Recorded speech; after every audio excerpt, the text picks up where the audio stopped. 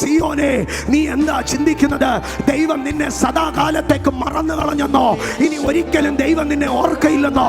ഇല്ല, അല്പനേരത്തേക്ക് ഞാൻ എൻ്റെ മുഖം നിറച്ചു.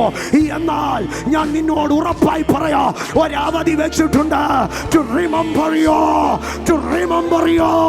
ദൈവം നിന്നെ സദാകാലത്തേക്ക് മറന്നു പോകയില്ല.